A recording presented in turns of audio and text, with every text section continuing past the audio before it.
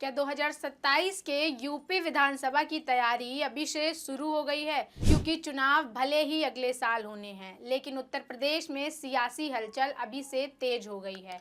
BJP अपने संगठन को मजबूत करने में जुटी है। समाजवादी पार्टी अपने पीडीए समीकरण को लेकर मजबूत करने की कोशिश कर रही है और अब बसपा भी मैदान में एक्टिव होती नजर आ रही है। सबसे पहले बात बीजेपी की। पार्टी का फोकस उन सीटों पर है जहां पिछले चुनावों में उसे नुकसान हुआ था। बूथ लेवल पर संगठन को मजबूत किया जा रहा है और अलग अलग वर्गों के वोटरों तक पहुंच बढ़ाने की कोशिश हो रही है। यानी बीजेपी चुनाव से काफी पहले ही अपना ग्राउंड नेटवर्क मजबूत करने में जुट रही है। वहीं समाजवादी पार्टी भी 2027 को लेकर अपनी रणनीति तैयार कर रही है। अखिलेश यादव की पीडीए यानी पिछड़ा, दलित और अल्पसंख्यक वाली रणनीति को और विस्तार देने की कोशिश है। सपा अब अपने पारंपरिक वोट बैंक के साथ दूसरे सामाजिक वर्गों को भी जोड़ने का फोकस कर रही है, लेकिन इस पूरे समीकरण में बसपा की एंट्री सबसे अहम हो सकती है।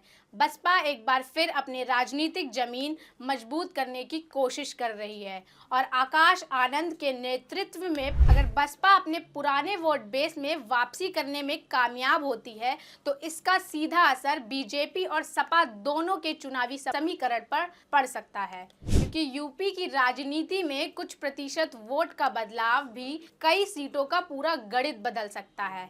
ऐसे में 2027 के चुनाव में दलित, पिछड़े, युवा और नए वोटर काफी अहम भूमिका निभा सकते हैं। तो सवाल सिर्फ इतना नहीं है कि 2027 में कौन जीतेगा, सवाल ये है कि कौन सा दल अपना सामाजिक समीकरण और संगठन सबसे मजबूत बना पाता है। पॉलिटिक्स, सपा का पीडीए फॉर्मूला और बसपा की वापसी की कोशिश, इन तीनों के बीच मुकाबला दिलचस्प होने वाला है, क्योंकि उत्तर प्रदेश में चुनाव अभी दूर है, लेकिन सियासी बिसात बिछनी शुरू हो चुकी है।